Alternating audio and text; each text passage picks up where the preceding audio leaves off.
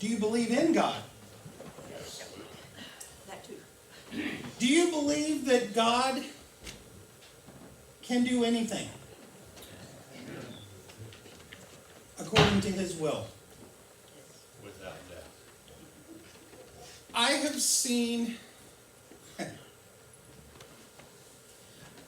I've noticed that since we moved here, I've become very contemplative. Been thinking about, been looking at the past, being home in Illinois, and thinking about what home means and what faith in God can do. I've always believed God. I've grown up in the church. Those of you who've listened to the devotionals have heard me talk about this. And I didn't discover until just recently that I always was under the understanding that my sister and I were the only ones that went to church, but I didn't realize that my mom and dad had actually gone to church and were the ones that encouraged us to be able to go. It was always our decision. And when they decided to close the Sunday school in the Presbyterian church in Sullivan, it was a house that they had, and there were 4 people plus the Sunday school teacher. And the Sunday school teacher, 2 of the 4 kids were hers. So they just decided to shutter it. And it's like, now what do? Mom and Dad left us that opportunity. Well, we had friends at school, and they had this thing called a bus ministry. Those of you that have lived long enough know what a bus ministry is. How many of you, I'm curious, are bus kids? And I'm not talking school bus kids. Did they ever have one here at the Heights? Yes. Oh, yeah. Okay. I am a result of a man who would come every Saturday and give us bubble gum just so we would show up on the bus on Sunday.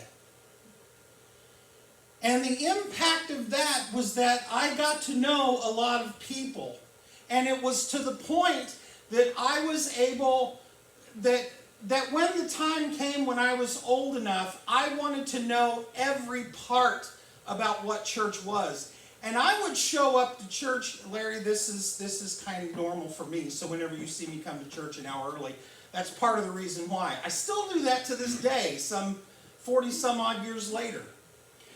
But there's just something about it, when we talk about preparing for worship. Sometimes it's people coming in and just having that moment where you come into the building itself and you just sit here in the quiet. Some people, it's sitting out on their patio or whatever with a hot cup of coffee and just listening to the sounds of nature. Just hearing the birds chirping and hearing all of the things that are going on, and hopefully not too many lawnmowers running on a Sunday morning. But even that is a part of the sound of nature. For many, it's many different things when we come to worship. Many of us come in to this place and we are dealing with things in our lives. We're dealing with all kinds of worries and all of that. But when we come to this place, when we come to our place of worship, it needs to be a place where we can lay those burdens before the throne of God and listen to what God has to say to us. Now, brothers and sisters, I'm going to tell you right now, you may still have your problems when you leave the building. But trust me when I tell you this, when you surrender it to God, it's not as much of a worry. But it's hard to do. I'll be the first one to tell you. I'm now, don't amen too loud, dear. But I'm one of the first ones to tell you that it's very hard to leave a burden at the altar because we worry about it. We're genuinely concerned when we think about, okay, Lord, I know it's going to be in your time, but can you speed it up a little bit? I see nodding heads. I'm not going to point them out, but I see nodding heads because you know what you're dealing with. It's taken me 2 decades to learn this. I'm a little bit stubborn. No, amen. I'm a little bit stubborn. And I didn't need that from the peanut gallery back there. Bethany, keep it up and I'll use you as a sermon illustration. I warned you about that. But we have a God that is willing to take our burdens away if we let Him.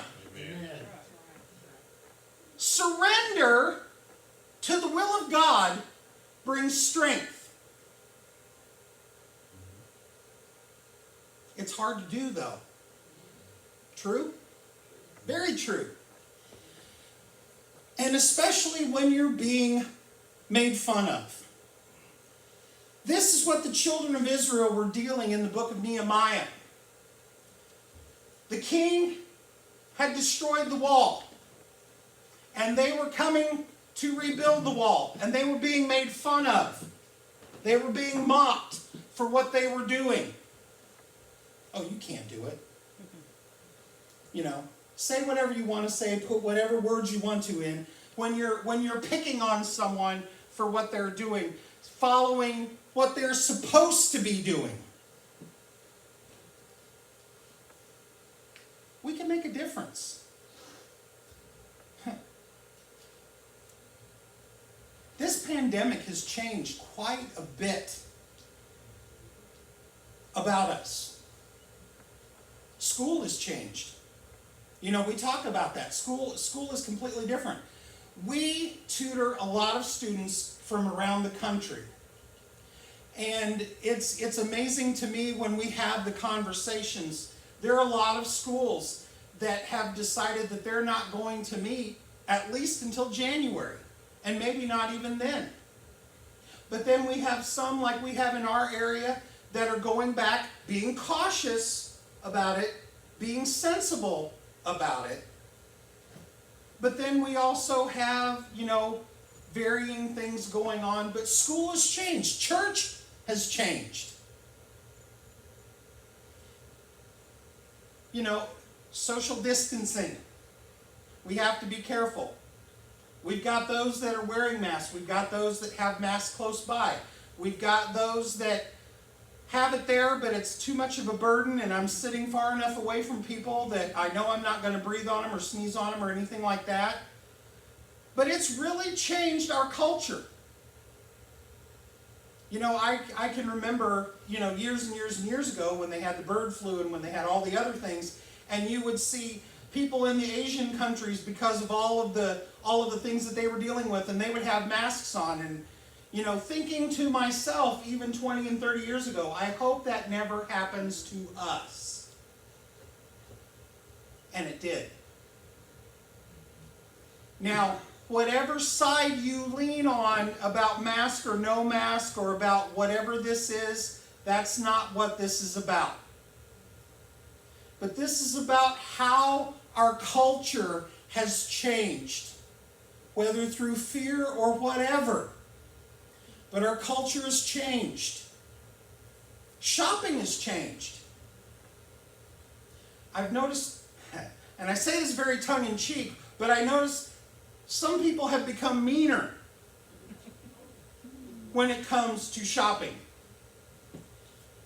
And there is a joke, and Laura and Bethany can attest to this. There was one particular place that I would say I would never go to this place on a Saturday. And this is before the pandemic. I would never go there because it's just too crowded. There is something to, as you get older, you don't like crowds as much. I totally get that. But there are things that we do. But with the pandemic, with the things that are going on, it's, for many, if you're not having somebody shop for you, you're going in, get what you need, get out, and get home. You know, it's not an experience anymore. It's not a fun experience if you do go anyway. it can be traumatic at times. But we think about all of those things and how it's changed. But think about the 2 millennia plus, almost 3 millennia ago, when this happened.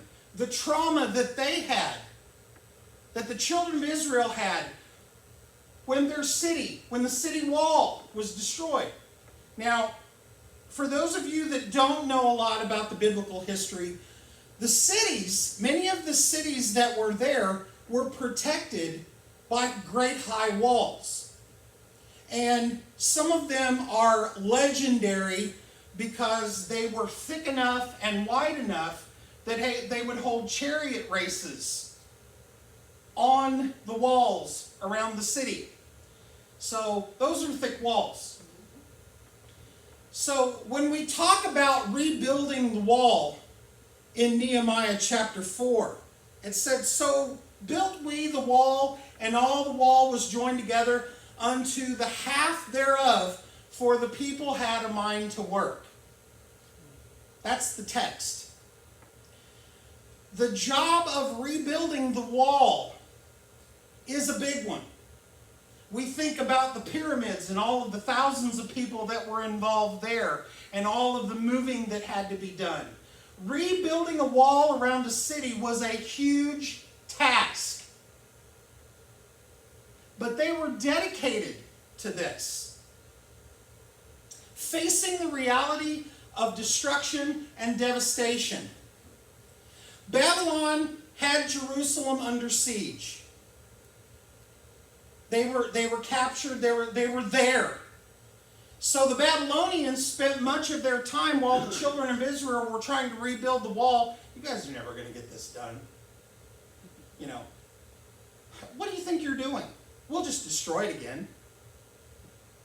You know, but I also seem to remember a story about a group of people that walked around a city because they believed in their heart that they could tear down a wall by screaming and by blowing trumpets. When we put our faith in God, anything is possible.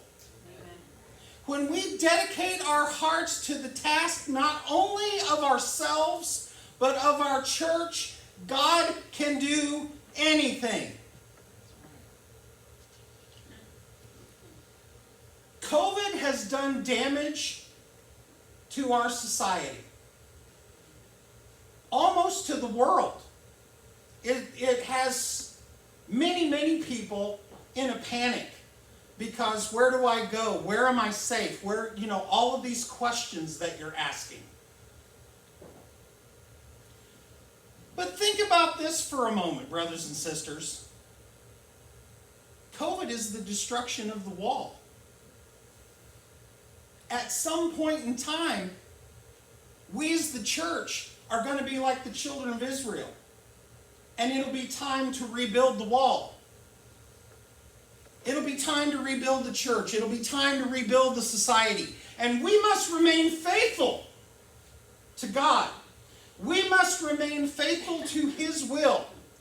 That whenever this passes, we have an opportunity to rebuild the wall. To take back that which was taken from us. From that which was stolen from us.